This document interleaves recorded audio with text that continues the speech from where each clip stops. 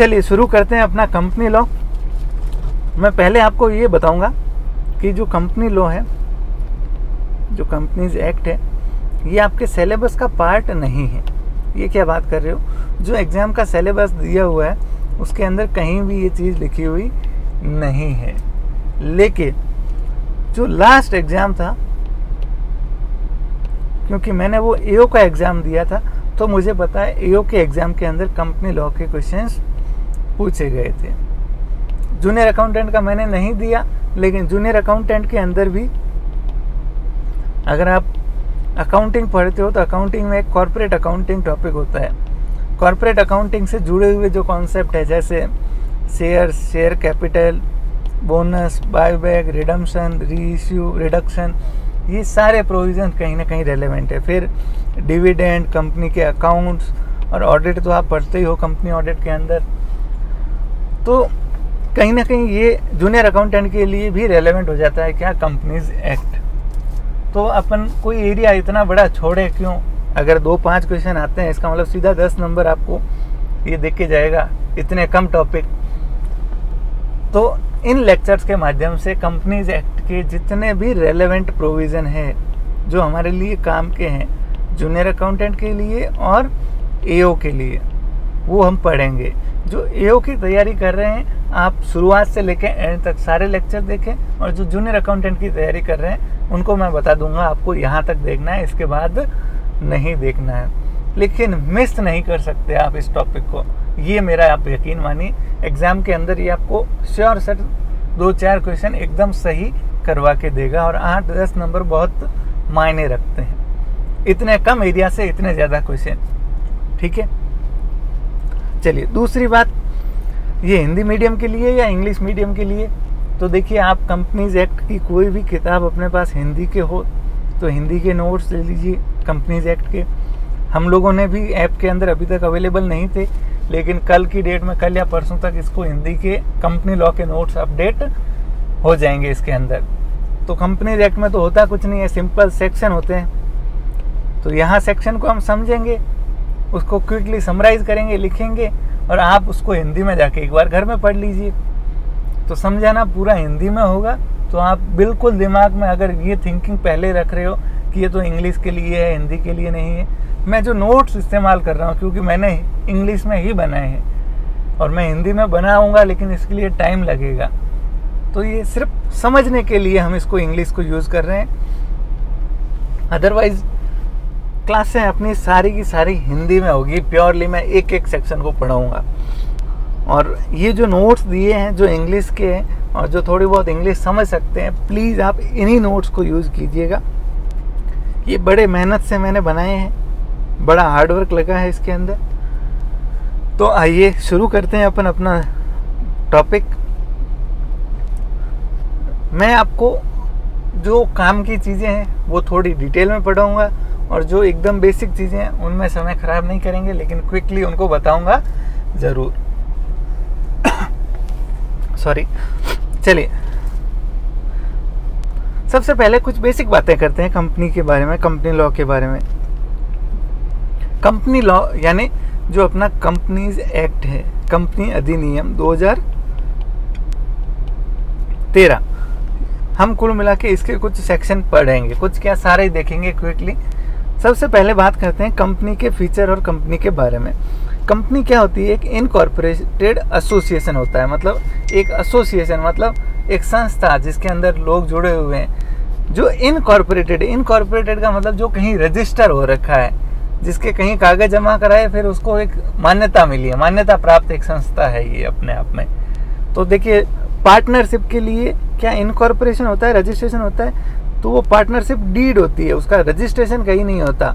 लेकिन कंपनी के लिए आरओसी होता है, रजिस्ट्रार ऑफ कंपनी, जिसके पास कागज जमा होते हैं, required memorandum, article of association, इस तरह के कुछ कागज होते हैं जो जमा होते हैं। उसके बाद कंपनी जो आरओसी है वो एक सर्टिफिकेट ऑफ इनकॉर्पोरेशन देता है। क्या देता है?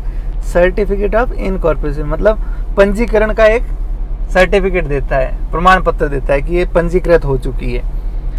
तो कंपनी एक क्या है? इनकॉर्पोरेटेड एसोसिएशन है। और जैसे ही वो रजिस्टर होती है वो एक आर्टिफिशियल पर्सन बन जाती है। आर्टिफिशियल का मतलब एक तो नेचुरल पर्सन होता है अपन, और दूसरा कृत्रिम, ये लॉ के द्वारा बनाया गया, लॉ के द्वारा मतलब कानून के द्वारा बनाया गया एक पर्सन, एक व्यक्ति की तरह है। जैसे ही कंपनी बनी वो अपने आप में एक इंडिपेंडेंट पर्सन बन जाती है।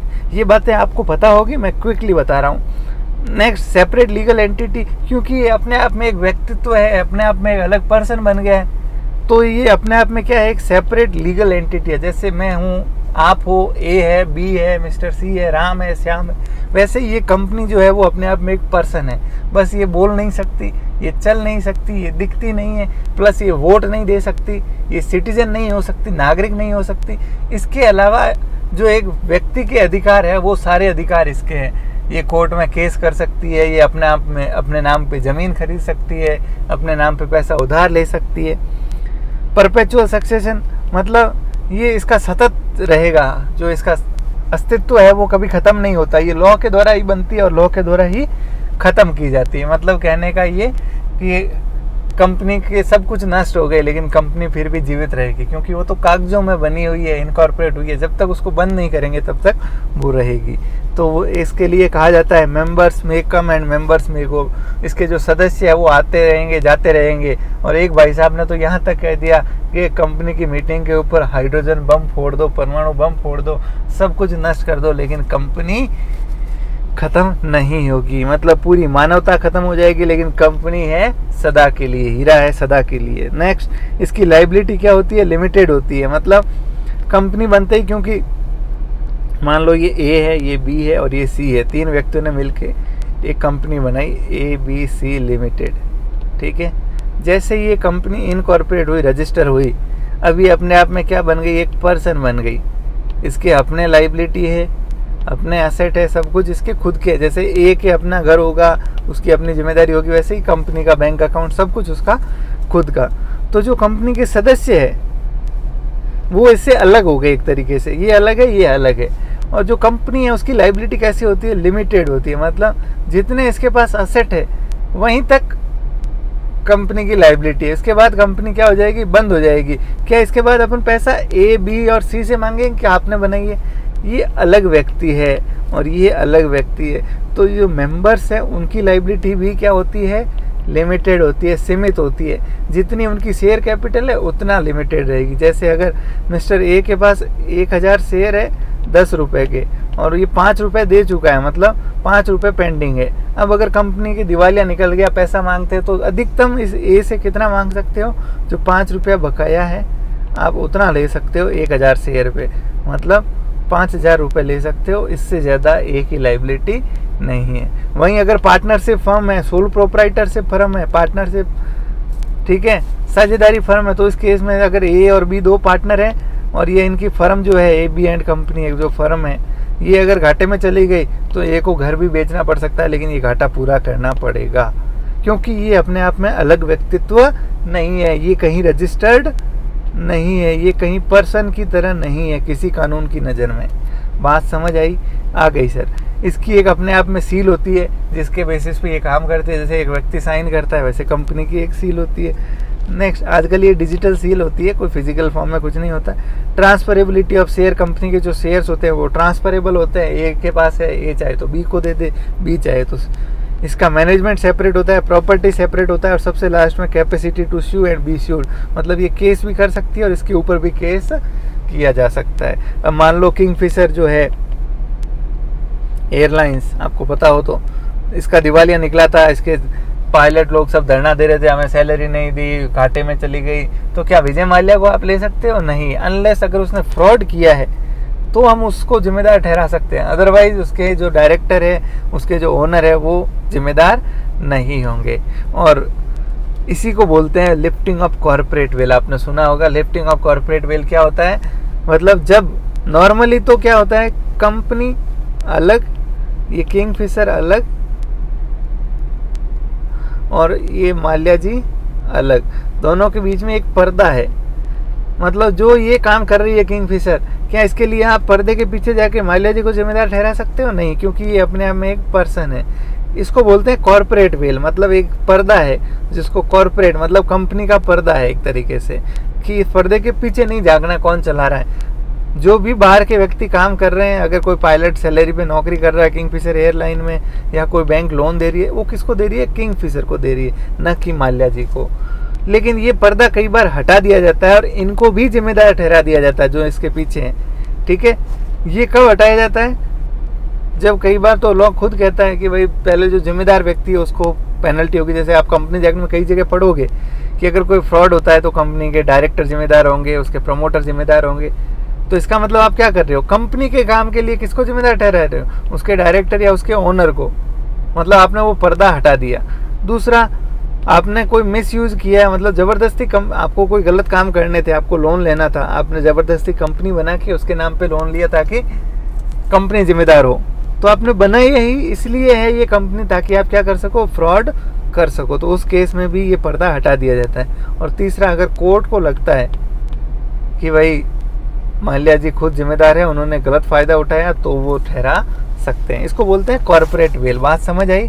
कॉर्पोरेट वेल का मतलब एक फिक्शनल पर्दा, कोई एक्चुअल में पर्दा नहीं होता है ऐसे रेड कलर का, एक फिक्शनल पर्दा, मतलब एक दीवार है कि कंपनी अलग है, उसके मेंबर्स अलग है और कंपनी के काम के लिए मेंबर जिम्मेदार नहीं होते। लेकिन कई बार इस पर्दे को हटाया जाता है, इसको बोलते हैं lifting of corporate veil.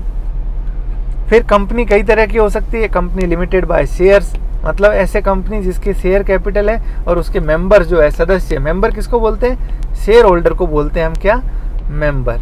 Sir ये बात समझ नहीं आई, अभी पढ़ते हैं। देखो, दो टर्म है, एक होता है शेयर होल्डर अंशधारी और मेंबर यानी सदस्य। बताओ कोई फर्क है क्या दोनों में? बताओ बताओ बताओ। सर कोई फर्क नहीं है, जो शेयर होल्डर होते हैं वही मेंबर होते हैं। तो थोड़ा सा फर्क है। देखिए, जैसे ही आपने शेयर कोई खरीदा कंपनी का, मान लो ए लिमिटेड कंपनी है, उसका आपने शेयर खरीदा, तो खरीदते ही आप क्या बन गए? शेयर होल्डर बन गए। अब कंपनी की ड्यूटी होती है क्या? जो ए लिमिटेड है वो एक रजिस्टर मेंटेन करती है, रजिस्टर ऑफ मेंबर्स, मतलब जो मेंबरान है, सभी सदस्य है जो, उनके सबका एक रजिस्टर रखा जाता है, उनमें उनका नाम लिखा जाता है। ठीक है, अब होगा ये कि जैसे ही इसने खरीदा शेयर, तो ये शेयर होल्डर बन गया। अब टाइम लिमिट होता है, जैसे 2 या 4 दिन, 2 दिन के अंदर इस मिस्टर ए का नाम लिखा गया रजिस्टर ऑफ मेंबर में, आगे लिखा गया एक शेयर परचेज किया 10 रुपये का। अब ये क्या बन गया? कंपनी का मेंबर बन गया। तो नॉर्मली जो शेयर होल्डर होते हैं वो सारे क्या बन जाते हैं? मेंबर बन जाते हैं। ठीक है, लेकिन जब नया नया शेयर परचेज करते हो तब आप शेयर होल्डर तो होते हो लेकिन मेंबर नहीं रहते। उसका उल्टा भी हो सकता है। अब मिस्टर ए ने क्या कर दिया? इसको बेच दिया। जैसे ही इसने बेचा, ये शेयर होल्डर रहा क्या? नहीं। लेकिन अब 2 दिन 5 दिन के बाद इसका नाम हटेगा यहाँ से, तब तक ये मेंबर रह गया इसका। बात समझ आई? तो ये नॉर्मली हम दोनों वर्ड को एक जैसे ही मानते हैं, शेयर होल्डर और मेंबर को, कोई फर्क नहीं होता। तो पहली कंपनी होती है कंपनी लिमिटेड बाय शेयर्स, मतलब ऐसी कंपनी जिसकी दायित्व जो सीमित है, कहाँ तक? शेयर्स जितने हैं वहाँ तक। Means company having liability of its member, उसके जो सदस्य है उनकी लाइबिलिटी सीमित है, कहाँ तक? जो अनपेड अमाउंट है on shares held by them, जितने शेयर उन्होंने होल्ड किए उसके ऊपर जो अनपेड अमाउंट है। जैसे हमने एग्जांपल लिया ए बी सी, ए ने 1000 शेयर, उसने 5 रुपये तो दे दिए, 5 रुपये पेंडिंग है। अब इस ए की जिम्मेदारी कहाँ तक है? सिर्फ 5 तक है। तो ऐसी कंपनी को क्या बोलेंगे? Company limited by shares. दूसरा होता है कंपनी लिमिटेड बाय गारंटी, मतलब कोई कंपनी है जिसकी शेयर कैपिटल है ही नहीं और उसके जो सदस्य है मेंबर ए बी सी, इन्होंने कहा कि भाई 1 लाख तक की मैं गारंटी देता हूँ, अगर कहीं भी ज़रूरत पड़ी तो मेरी जिम्मेदारी 1 लाख तक मैं कंट्रीब्यूट करूँगा, पैसा दूंगा। इसने कहा मैं 2 लाख तक दूंगा, इसने कहा मैं 3 लाख तक। तो इनका जो प्रॉफिट शेयरिंग रेशियो है वो भी इसी तरह का होगा, डिविडेंड भी इसी रेशियो मिलेगा। अब इस केस में एक की लाइबिलिटीज 1 लाख तक है, मतलब जो गारंटीड अमाउंट है, जितने अमाउंट की उसने गारंटी दी है। तो इसका मतलब होता है company having its liability limited by it's memorandum. ये क्या है? मेमोरेंडम एक कागज होता है, डॉक्यूमेंट, मेमोरेंडम बोलते हैं, मेमोरेंडम ऑफ एसोसिएशन, जिसमें कंपनी की कुछ बातें लिखी होती है। तो ऐसी कंपनी जिसका जो मेमोरेंडम है वो उसके सदस्यों की लाइबिलिटी को लिमिटेड करता है, कहाँ तक? जितना उसने गारंटी दी है वहाँ तक। बात समझ आई? आ गई सर। तीसरी होती है अनलिमिटेड कंपनी, ऐसी कंपनी जिसके मेमोरेंडम में ये लिखा हुआ है कि हमारे जो सदस्य हैं उनकी लायबिलिटी कैसी होगी? अनलिमिटेड होगी। मतलब जहाँ तक कंपनी का घाटा है सब कुछ किससे वसूलेंगे? मेंबर्स से वसूलेंगे। फिर होती है फॉरेन कंपनी। किसको बोलते हैं फॉरेन कंपनी? ये इंपॉर्टेंट डेफिनेशन है ना, इसको भूलना मत। फॉरेन कंपनी एग्जाम में पूछी जा सकती है। Foreign company means any company, कोई कंपनी और बॉडी कॉर्पोरेट जो इनकॉर्पोरेट हुआ है, जो रजिस्टर हुआ है, जो पंजीकृत हुआ है, कहाँ पे? आउटसाइड इंडिया, भारत के बाहर किसी भी देश में, भारत के बाहर जो पंजीकृत हुआ है उसको क्या बोलेंगे? Foreign company. मतलब जो भारत में रजिस्टर्ड नहीं है कंपनी, वो सारी क्या है? फॉरेन कंपनी है। ऐसे तो मैं एक बात बताऊं, कोई युगांडा के अंदर किसी ने छोटी सी कंपनी खोली, क्या हम उसको अपने लिए फॉरेन कंपनी बोलेंगे? तो ऐसा नहीं है। देखिए अब हम क्यों डिफाइन कर रहे हैं, आप समझना मुद्दे को, बात को समझने की कोशिश करना। हम अपने कंपनीज एक्ट में, भारत का जो कंपनीज एक्ट है, कंपनी एक्ट है 2013, उसमें फॉरेन कंपनी की डेफिनेशन दे रहे हैं, परिभाषा दे रहे हैं। ये क्यों दे रहे हैं? ताकि कहीं ना कहीं इसी एक्ट में आगे जाके लिखा होगा कि अगर कोई फॉरेन कंपनी है तो उसको ये फॉर्मेलिटी पूरी करनी होगी, ये रिटर्न भरने होंगे, ये ऑडिट करवानी होगी, या जो भी रिक्वायरमेंट है वो लिखी जाएगी कहीं ना कहीं जाके। और जो नॉर्मल कंपनी से कम होगी, भाई इंडिया की कंपनी है तो उसको तो हर महीने रिटर्न भरने हैं, एनुअल ऑडिट करवानी है, annual board of directors report देंगे, लेकिन बाहर वाली कंपनी है तो उसके लिए थोड़ी कम होगी। तो इसीलिए फॉरेन कंपनी को अलग से लिखा गया है, समझाया गया है कि ये फॉरेन कंपनी है। अब कोई ऐसी कंपनी जो भारत से लेना देना ही नहीं है, मतलब युगांडा में रजिस्टर हुई, वहीं पे काम करती है, छोटी सी कंपनी है, अब बताओ क्या वो यहाँ रिटर्न भरने आएगी? तो क्यों भरेगी? उसका तो यहाँ कोई लेना देना ही नहीं है। तो क्या हम उसको फॉरेन कंपनी कहेंगे? नहीं कहेंगे, क्योंकि उसको फॉरेन कंपनी कह दिया, इसका मतलब उसको भी रिटर्न भरना पड़ेगा। ठीक है, तो सबसे पहली बात तो कोई कंपनी जो भारत के बाहर रजिस्टर हुई है।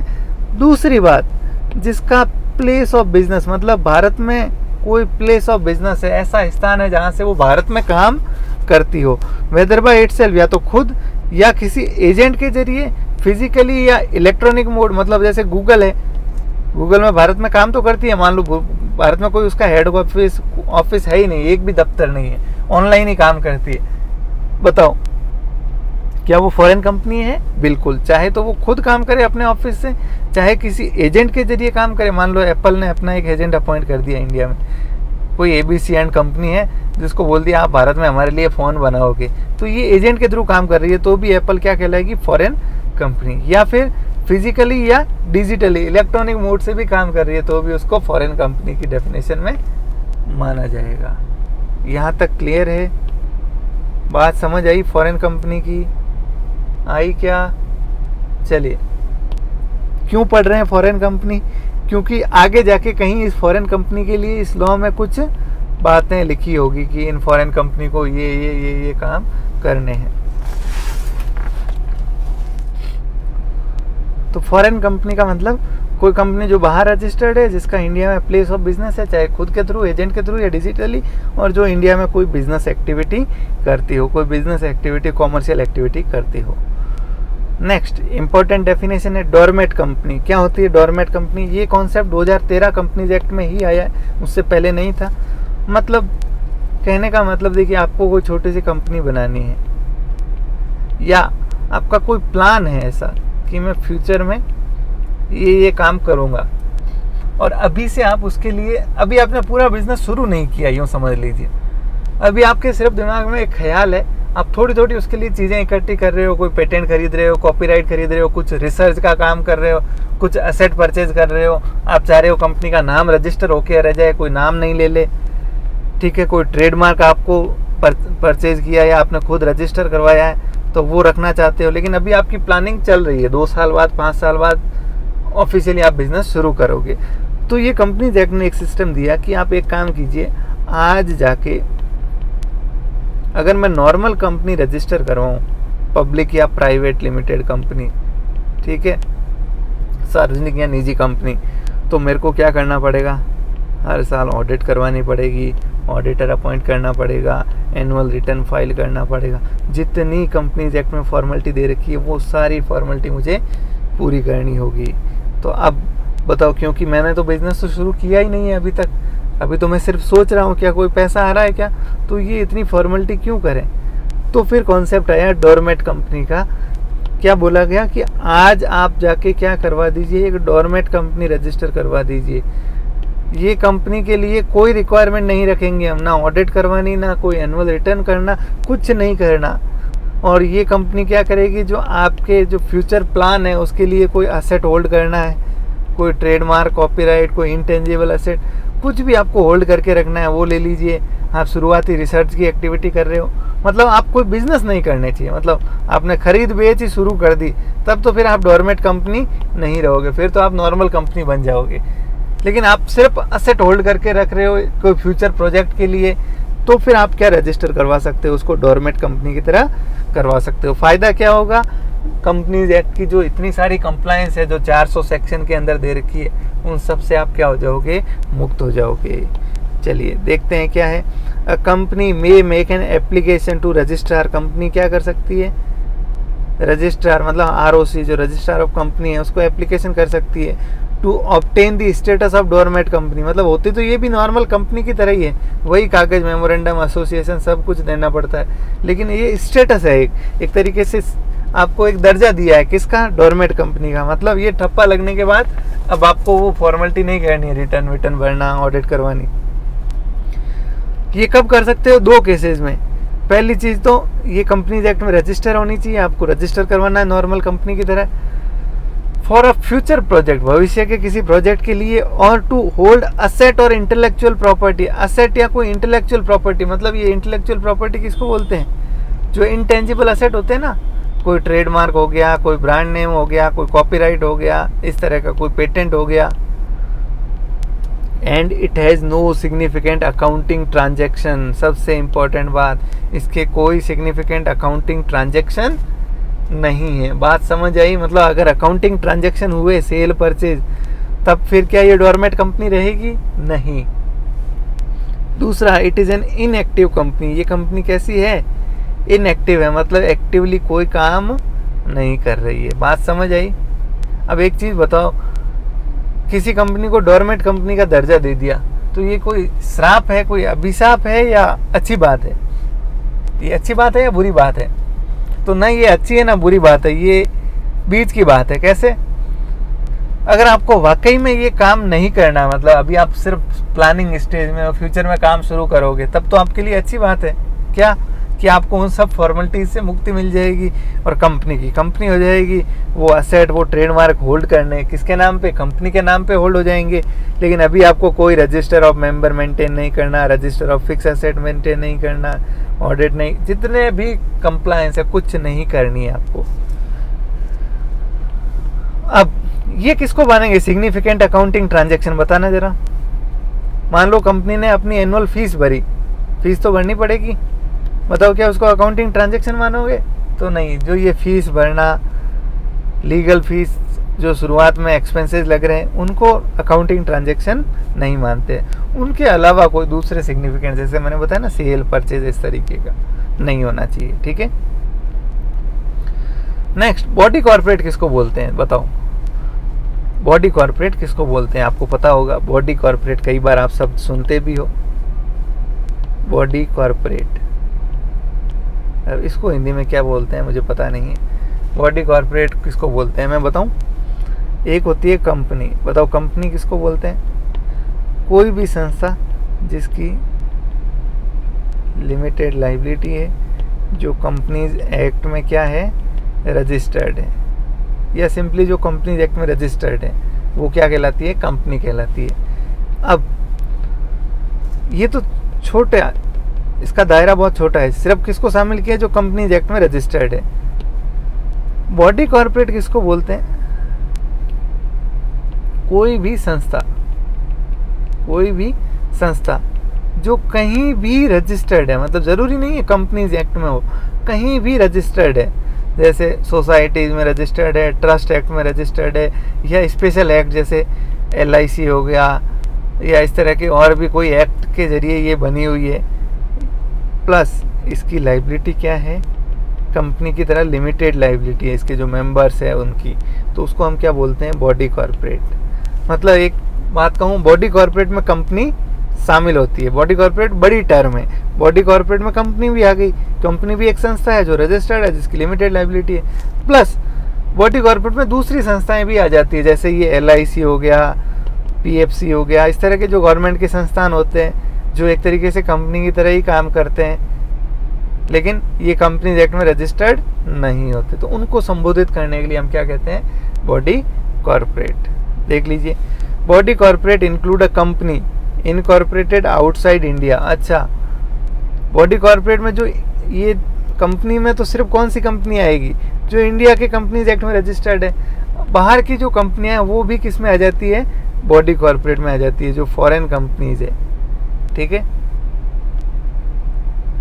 या कोई कोऑपरेटिव सोसाइटी है, या कोई भी दूसरी संस्था जो कंपनी के अलावा है, विद सेंट्रल गवर्नमेंट जो स्पेसिफाई करती है। ठीक है, चलिए,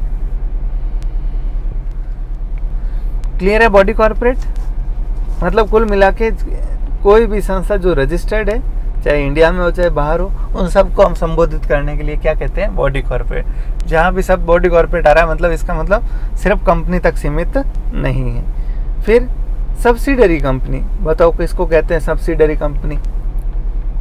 सब्सिडरी कंपनी किसको बोलते हैं, इसको हिंदी में क्या बोलते हैं, सहचारी कंपनी बोलते हैं, क्या बोलते हैं पता नहीं। सब्सिडरी कंपनी का मतलब देखिए, मैं एक साथ में ही बता देता हूँ क्या होता है सब्सिडरी होल्डिंग पूरा चक्कर। मान लो ये एक कंपनी है एच लिमिटेड कंपनी है। ये एच लिमिटेड क्या करती है, एक एस लिमिटेड कंपनी है। एस लिमिटेड कंपनी की शेयर कैपिटल जो है, शेयर कैपिटल मतलब कंपनी लिमिटेड बाय शेयर से, इसकी शेयर कैपिटल है टोटल 1 लाख शेयर है। कितने लाख शेयर है, 1 लाख शेयर, और हर शेयर 10 रुपए का है। अब अगर इस 1 लाख में से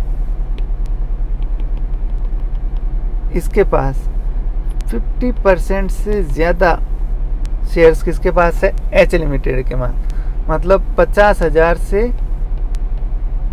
ज़्यादा, 50 नहीं 50 से ज़्यादा, तो इस केस में ये कंपनी इसकी होल्डिंग कंपनी कहलाएगी। क्या, होल्डिंग कंपनी। और ये इसकी क्या कहलाएगी, सब्सिडरी कंपनी कहलाएगी। सब्सिडरी मतलब सहायक कंपनी। बात समझ आई, ओके।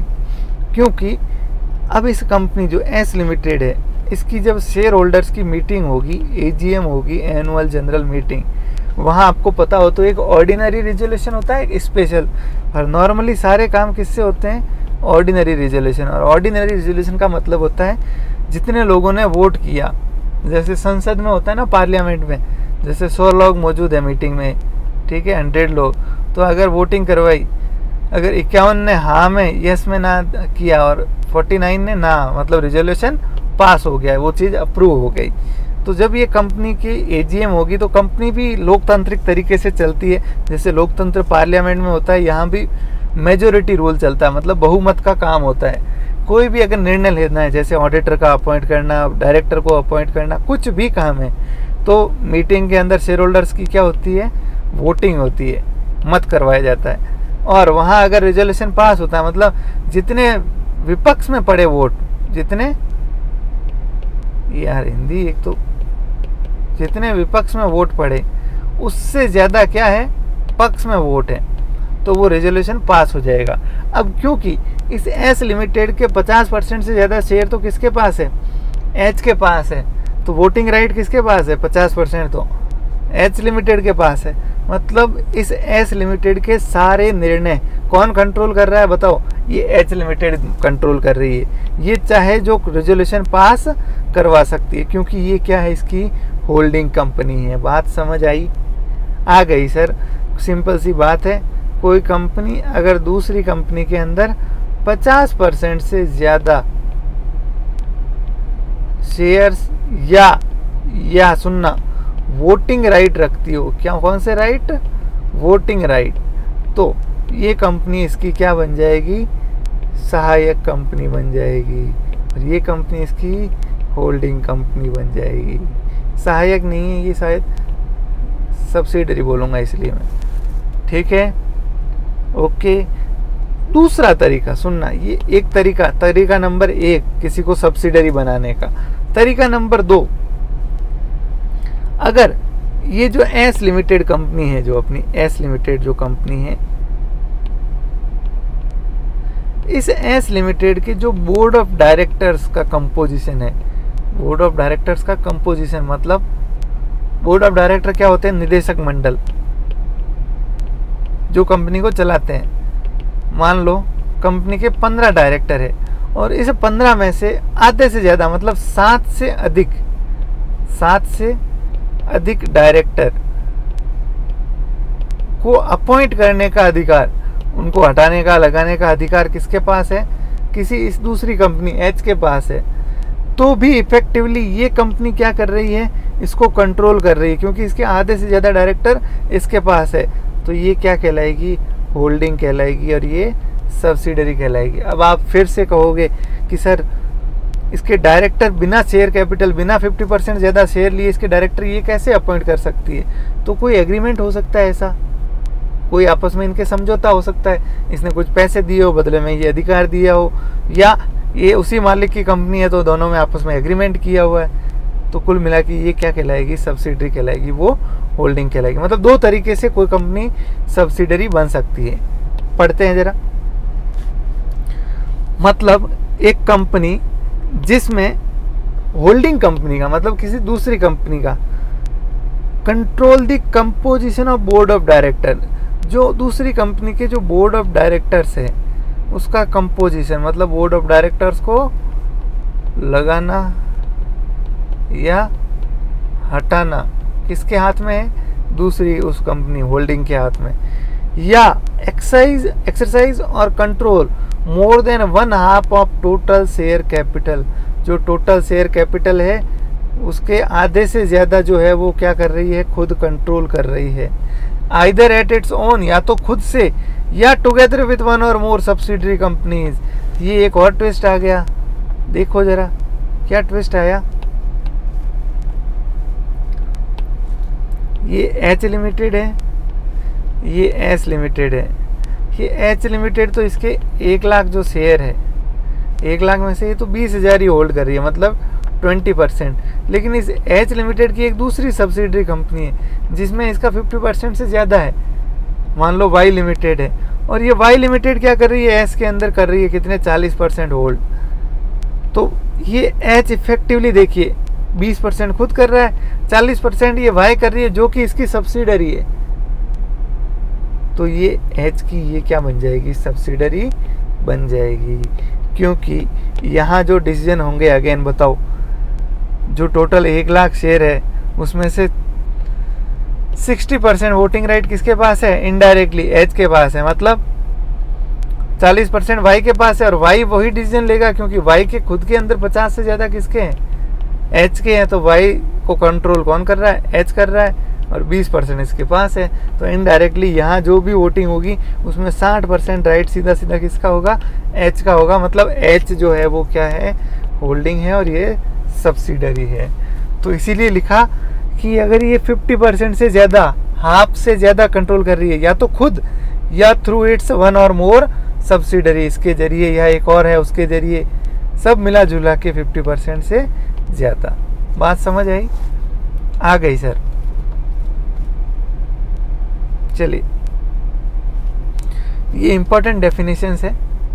नेक्स्ट आते हैं इनकॉर्पोरेशन ऑफ कंपनी। अब इसकी होल्डिंग कंपनी की डेफिनेशन बताओ, तो इसका उल्टा, जो कंपनी ये होल्ड कर रही है उसको क्या बोलते हैं, होल्डिंग कंपनी। अच्छा, एक और डेफिनेशन है, मैं आपको बता देता हूँ। एसोसिएट कंपनी क्या होती है, एसोसिएट कंपनी, इसको शायद बोलते हैं सहायक कंपनी। एसोसिएट कंपनी किसको बोलते हैं बताओ? अगेन, एक एच लिमिटेड है, एक ए लिमिटेड है। अगर इस ए लिमिटेड में 50 से ज़्यादा है वोटिंग पावर किसके पास, एच के पास, तब तो ये क्या बन जाएगी, सब्सिडरी बन जाएगी। ठीक है। लेकिन अगर एच के पास इसके 50 से तो कम लेकिन 20% से ज़्यादा है, यानी इसको बोलते हैं सिग्निफिकेंट इन्फ्लुएंस है, मतलब काफ़ी प्रभाव है। पूरी कंट्रोल तो नहीं कर रहे हैं लेकिन काफ़ी प्रभाव है, इसके निर्णय जो है काफ़ी हद तक प्रभावित होते हैं किससे, एच से। तो ये एच की क्या बन जाएगी, एसोसिएट कंपनी बन जाएगी, सहायक कंपनी बन जाएगी। बात समझ आई? आ गई सर। अगर 50 से ज़्यादा है तो सब्सिडरी और 50 से कम लेकिन 20 से ज़्यादा है तो एसोसिएट। ओके, थोड़ा मैं टाइम ले रहा हूँ, पहला लेक्चर है, धीरे धीरे फ्लो बनेगा, आप थीम में घुसोगे तो फिर स्पीड बनेगी। तो आप बिल्कुल चिंता मत कीजिए, लेकिन मिस मत करने की कोशिश मत कीजिएगा इसको, ये बहुत इम्पोर्टेंट है आपके एग्जाम के लिए। एक शब्द आता है सेक्शन 8 कंपनी। क्या होती है सेक्शन 8 कंपनी?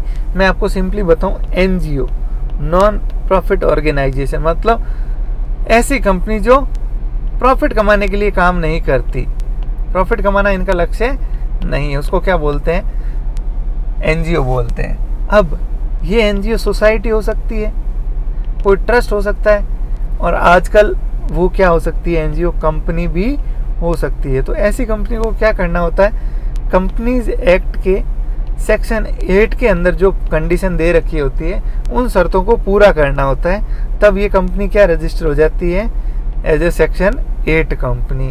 ठीक है, जिसको बोलते हैं नॉट फॉर प्रॉफिट कंपनी। क्या बोलते हैं, नॉट फॉर प्रॉफिट कंपनी, मतलब प्रॉफिट कमाने के लिए ये कंपनी नहीं है। दूसरी बात, इसको अपने शब्द के पीछे लिमिटेड लगाने की भी ज़रूरत नहीं होती। जैसे नॉर्मल कंपनी पीछे लिखती है ना लिमिटेड, मतलब सीमित दायित्व। लिमिटेड का मतलब क्या है, सीमित। क्या सीमित दायित्व, वो इसको लिखने की ज़रूरत नहीं है। इस कंपनी का देखिए, अगर सेक्शन 8 कंपनी आपको बनानी है ऐसी नॉन प्रॉफिट वाली, तो सबसे पहले शर्त क्या है, आपको इन शर्तों को पूरा करना है। क्या, कंपनी का जो ऑब्जेक्ट है, जो लक्ष्य है, वो क्या है, प्रमोट करना commerce, science, art, sport, education, research, welfare, charity, protection of environment, कोई मतलब धर्म कर्म का काम, ये इसका लक्ष्य है। इसको अप्लाई कर रही है क्या, अपने जो भी प्रॉफिट है, जो भी एक्टिविटी कर रही है, वो प्रॉफिट वापस अपने ऑब्जेक्ट के मतलब उसी धर्म कर्म में ही लगा रही है। ठीक है, और इसके लिए पहले आपको क्या करना होगा, नॉर्मल कंपनी तो अगर आपको रजिस्टर करनी है तो सीधा आरओसी के पास जाओ, वो आपको सर्टिफिकेट ऑफ इनकॉर्पोरेशन देगा फॉर्मेलिटी करने पे। सेक्शन 8 के लिए आपको पहले सेंट्रल गवर्नमेंट के पास जाना होगा, बताना होगा कि साहब हम ये भलाई का काम करेंगे। सेंट्रल गवर्नमेंट क्या देगी, एक लाइसेंस देगी, और ये लाइसेंस के साथ दूसरी फॉर्मेलिटीज करके आप आरओसी के पास जाओगे तो आरओसी आपको रजिस्टर कर देगा एज ए सेक्शन 8 कंपनी। ठीक है, चलिए, सेंट्रल गवर्नमेंट लाइसेंस दे रही है तो वो छीन भी सकती है अगर आपने कोई गड़बड़ की तो। चलिए अब अपने आज के लेक्चर को यहीं कंप्लीट करते हैं, और कल से कंटिन्यूस हम लोग इस लेक्चर को कंटिन्यू करेंगे और क्विकली कंपनी लॉ को ख़त्म करेंगे, वेरी क्विकली सारी चीज़ें। ऑडिट के अंदर मैंने आपको 90% प्लस एक्यूरेसी बोला था, सिर्फ अगर आप SAs plus companies audit 2 topic कर देते हो तो एग्ज़ाम के अंदर 90% प्लस एक्यूरेसी।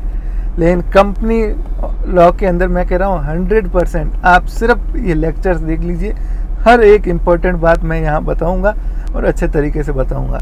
बस आपको एक काम करना है, घर जाके जो अभी पढ़ा हमने, doormat company, subsidiary company, foreign company, body corporate, एक बार प्लीज़ इसको वापस देख लीजिए क्विकली, आज ही देखिएगा, कल के ऊपर मत छोड़िए कि एक साथ में पढ़ेंगे, आज ही इसको देखना। ये चीज़ें, इन लेक्चर्स का महत्व आपको अभी पता नहीं चलेगा, रिज़ल्ट आएगा जब एग्ज़ाम होगा तब आप इन चीज़ों को याद करोगे। अपने एक्सपीरियंस से, मेरे साथ जो काम कर रहे हैं सबके एक्सपीरियंस से, जो एग्ज़ाम का पैटर्न है उसको ध्यान में रखते हुए ही हम चीज़ें पढ़ा रहे हैं। तो कुछ भी इररिलेवेंट नहीं है और कुछ भी मिस नहीं कर रहे हैं। ठीक है, बस आपको सिर्फ अपना धर्म पूरा करना है कि एक बार घर पे इन चीज़ों को वापस ज़रूर देखना। जो हिंदी मीडियम के हैं वो भी चाहे तो इन नोट से देख सकते हैं, नहीं तो हिंदी के जो नोट्स हैं वहाँ से देखिए, और जो इंग्लिश मीडियम के हैं वो इनसे देख लीजिए। दूसरी चीज़, एक रिक्वेस्ट है, नीचे कमेंट में कई बार इस तरह के थोड़े भाषा इस तरह की हो जाती है जो एकदम अशोभनीय है। हम सब लोग एजुकेटेड लोग हैं और ये एजुकेशन चैनल है टोटली, और आप ऑफिसर जैसी पोस्ट के लिए तैयारी कर रहे हो तो देखिए शेड्यूल जो है अपना फिक्स है, 4 से लेके 8 PM तक रोज़ाना। टेलीग्राम के ऊपर इसका एडवांस में हम आपको नोटिस भी देते हैं कि आज ये क्लास है, इतने बजे है। ये पॉसिबल नहीं है किसी भी सूरत में कि सारे लेक्चर वापस से पब्लिक कर दिए जाए। तो आप प्लीज़ इस तरह के मतलब कमेंट मत कीजिए कि ये हो गया, सर पे चढ़ गए, ये कर दिया, भाव बढ़ गए। कोई भाव नहीं बढ़े, बस सिंपल सी बात है यार, सारे लेक्चर यहाँ कैसे करेंगे। यूट्यूब पे हमारा सिंपल मकसद है कि अपने प्रोडक्ट जो क्लासेज है ज़्यादा से ज़्यादा लोगों तक पहुँचाए, उनको पसंद आए तो वो ऐप पे जाके हमारा कोर्स परचेज करे। हम भी तो रिवॉर्ड के लिए ही तो काम कर रहे हैं, किसी तरह का रिवॉर्ड मन में उम्मीद रखते हैं। और ये क्लासेस फ्री स्ट्रीम करते हैं तो इसके बाद फिर 5 मिनट 10 मिनट उसको वापस नहीं लाया जा सकता।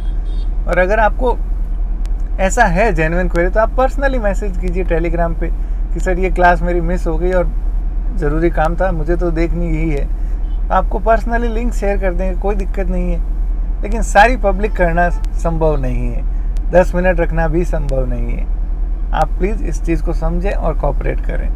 आपका अगर कोई लेक्चर मिस हो जाता है और आप पेड कोर्सेज नहीं ले पा रहे हैं किसी वजह से, कोई दिक्कत नहीं है। लेकिन उन चीज़ों के लिए प्लेटफॉर्म दूसरा है, आप पर्सनली रिक्वेस्ट करें, कोई दिक्कत नहीं है। हर फैकल्टी अपना लेक्चर आपको दे सकती है, पढ़ने के लिए ही तो कर रहे हैं। चलिए, मैं उम्मीद करता हूँ अगर आपको ये लेक्चर्स पसंद आ रहे हैं तो प्लीज़ अपना सपोर्ट भी दिखाएं, सहयोग करें। और क्रिटिसाइज़ करना है तो कंटेंट को लेके कीजिए कि ये चीज़ समझ नहीं आई, इसमें और इम्प्रूवमेंट की ज़रूरत है, तो नेक्स्ट लेक्चर के अंदर डेफिनेटली और बेहतर तरीके से समझाएंगे और बेहतर मेहनत करेंगे। Thank you very much.